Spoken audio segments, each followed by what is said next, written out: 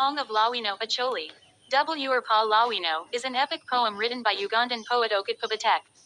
It was first published in 1966 in an English translation by the author, although chapter 14, its final chapter, was removed.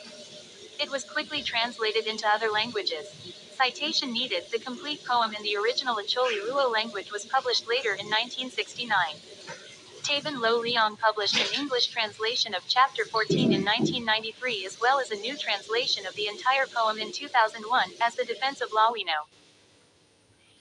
Okot, the 7th of June 1931 to the 19th of July 1982, was a Ugandan poet who achieved wide international recognition for Song of Lawino, a long poem dealing with the tribulations of a rural African wife whose husband has taken up urban life and wishes everything to be westernized. Song of Lawino was originally written in the Acholi dialect of Southern Luo, translated by the author into English, and published in 1966. It was a breakthrough work, creating an audience among Anglophone Africans for direct, topical poetry in English, and incorporating traditional attitudes and thinking in an accessible yet faithful literary vehicle. It was followed by the Song of Ocol, 1970, The Husband's Reply. The East African Song School, or Okot School Poetry, is now an academic identification of the work following his direction, also popularly called comic singing, a forceful type of dramatic verse monologue rooted in traditional song and phraseology. Postcolonialism is the critical academic study of the cultural, political and economic legacy of colonialism and imperialism, focusing on the impact of human control and exploitation of colonized people and their lands.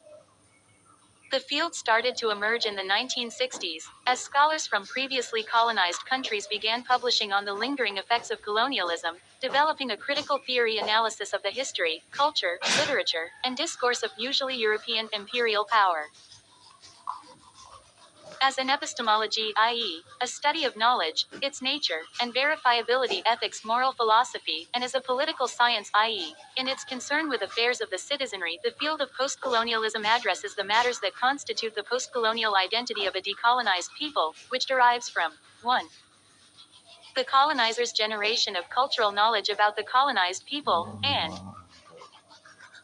how that Western cultural knowledge was applied to subjugate a non-European people into a colony of the European mother country, which, after initial invasion, was effected by means of the cultural identities of colonizer and colonized.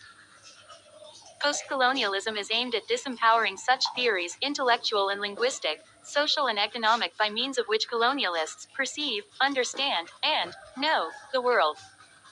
Postcolonial theory thus establishes intellectual spaces for subaltern peoples to speak for themselves, in their own voices, and thus produce cultural discourses of philosophy, language, society, and economy, balancing the imbalanced us and them binary power relationship between the colonist and the colonial subjects.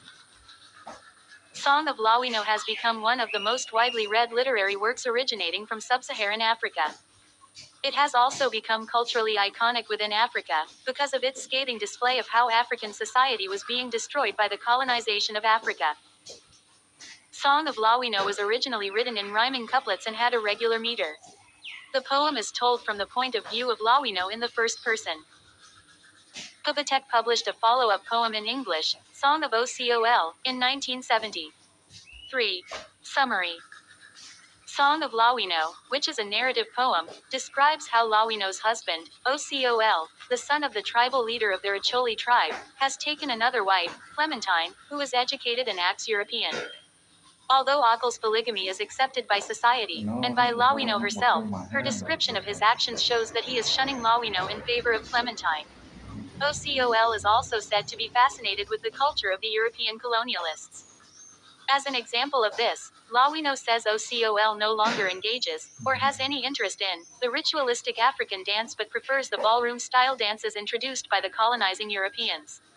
This loss of culture on the part of Ocol is what disturbs Lawino the most. The poem is an extended appeal from Lawino to Ocol to stay true to his own customs, and to abandon his desire to be white. The book also advocates for the African culture that has been lost by the educated elite. Lawino bemoans her husband's lack of African pride and she romanticizes all that is black. Lawino says, all that is black is beautiful. Rechercher sur le site. Comme publier un mémoire un page au hasard. Memoir on life greater than arts, philosophy et sociology greater than literature. The image of the woman in Okot Song of Lawino and Song of Ocol Telesharger Lefishier Original. Harger Sham Cambasu Muliro. On Disney de Kisangani, RDC, 2007. Resident Summer Sweden. Bitcoin is a swarm of cyber hornets serving the promise of wisdom, feeding on the fire of truth, exponentially growing ever smarter, faster, and stronger behind a wall of concealed energy. Chapter 2. ALITERARY Analysis, KOT Pubatek Song of LAWINOANDSONGOFOCOL. Introduction. In analyzing each of the techniques and devices Okot Pubatek uses in Song of Lawino and Song of Ocol in this chapter, we fulfill one of the requirements of analysis. In this chapter 1, we deal with the summary of the poems, the characters and characterization, the point of view, the context of the poems, the imagery, human interpretation, the mood, the theme, and finally the philosophy of life of the author. 1. Summary of the poems. Together Song of Lawino and Song Ocol contributes a heated debate over the future of Africa. In graphic metaphor and with grammatical intensity, the author presents the conflict between modern civilization and old traditions. As far as our concern is the image of woman in the text Song of Lawino and Song Ocol, our much attention will focus on Song of Lawino. 0. Song of Lawino is an epic poem written by Ugandan poet Okot the Tek. First published in 1966 in Luo, then after translated into other languages, including English. Song of Lawino has become one of the most widely read literary works originating from sub-Saharan Africa that addresses the issues facing a liberated Africa. The poem poses a question: what kind of liberation should Africa take on? Should it honor its traditions, or should it adapt to European values that were already set in place during colonialism? Okot Pubatek addresses this question by telling the story of Lawino, a woman whose husband, Ocol, throws her out of their home and brings home a more Europeanized woman as a wife. The story is told as a dialogue between Lawino and Ocol. The poem itself is separated in different sections or chapters, each one detailing the social problems facing Lawino and Ocol in their marriage, their differences in value systems. The first chapter sets up the differences between Lawino and Ocol. Ocol despises black people and their traditional ways and has adopted Europeans' values. Because he works in the government, he wants to modernize Africa in those values. Lawino disagrees and implores her husband to stop hating his own people. He says black people are primitive, and their ways are utterly harmful. Their dances are mortal sins. They are ignorant, poor and diseased. Saul, p. 36. In this chapter, Lawino asserts that Ocol is rude and abusive both to her and other people. My husband abuses me together with my parents. He says terrible things about my mother. And I am so ashamed. Saul, p.35. The second chapter addresses the issue of Ocol's new wife. Ocol's new wife, unlike Lawino, is thoroughly Europeanized. Here we note that the attack starts as a fairly straightforward factual account of Lawino's husband's preference for a modern girl. Then to enable Lawino to advance her argument forcefully, Okot gives her the gift of wit and employs Ocoli poetic forms to produce a pungent work of satire. She first displays her wit forcefully at the beginning of chapter 2, where Cheat Lawino makes a mockery of modern notions of beauty, including the use of makeup and cosmetics, by comparing her rival, Clementine, the girl of modern ways, to what in traditional Ocoli society must be regarded as the ugliest and most weird of all creatures. That which is considered most beautiful by admirers of European culture is made to appear absurd and grotesque. We quote a long passage to show how she builds up her argument. Ocol is no longer in love with the old type. He is in love with a modern girl. The name of the beautiful one is Clementine. Brother, when you see Clementine, the beautiful one aspires to look like a white woman. Her lips are red hot, like glowing charcoal. She resembles the wild cat that has dipped its mouth in blood. Her mouth is like raw yaws. Tina dusts powder on her face. And it looks so pale. Saul, p.37. In the second stanza the tone changes dramatically to a contemptuous one. Brother, when you see Clementine, Then the criticism gathers momentum and builds up to a crescendo as we get horrible image after horrible image, in the process of which Clementine is disfigured and transformed from the beautiful one into a veritable guinea fowl. But that is not the end.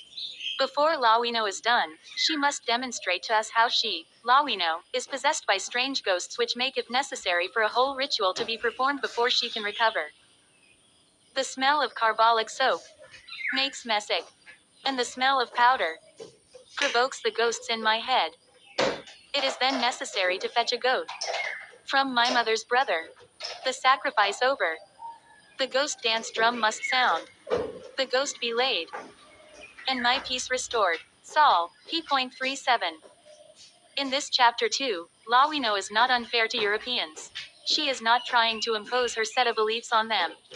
She is using her prejudices in an argument with other Africans within Africa. But she is unreasonable in some of her criticism of Clementine and Ocol. Some of her comments are little more than scandal mongering. For example, when she first attacks Clementine, the climax of her abuse is, perhaps she has aborted many. Perhaps she has thrown her twins in the pit latrine. Saul, p.39. In this same chapter we notice that Lawino is not only witty, she also versatile, conjuring up all kinds of images to bring her going home. This talent is coupled with a sense of humor and an ability to admit her weaknesses in a clever way, as in the following passage in which she cunning confesses that she is jealous of the woman she ostensibly despises. Forgive me, Roth. Do not think I am insulting the woman with whom I share my husband. Do not think my tongue is being sharpened by jealousy.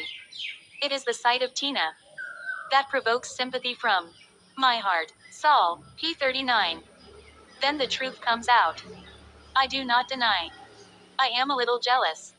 It is no good lying. We'll suffer from a little jealousy. It catches you unawares. Like the ghosts that bring fevers. It surprises people. Like earth tremors. But when you see the beautiful woman with whom I share my husband, you feel a little pity for her. Saul, p.39. By the end of this section, Lawino turns on her attacks and exposes their own immorality and hypocrisy. These attacks on Western ways are one of the reasons for the popular success of the poem. Okot is making a number of very serious points through Lawino's mockery of westernized ways. Here, Lawino shows ways in which Western things can be dirty, stupid, or hypocritical. At the same time, she shows how traditional ways of life allow her to express herself fully and freely as a woman. Both ways of life are open to criticism, both ways are valid. If Lawino has learned one way of life, why should she change? Why should the Maasai wear trousers? The words like witch, Kaffirs, and sorcerers that Ocol throws at her don't answer that question. But Lawino does not believe that the two ways of life are equally valid for Africans, and neither does Okot. She thinks the customs of white probably suit white people. She does not mind them following their own ways. I do not understand the ways of foreigners.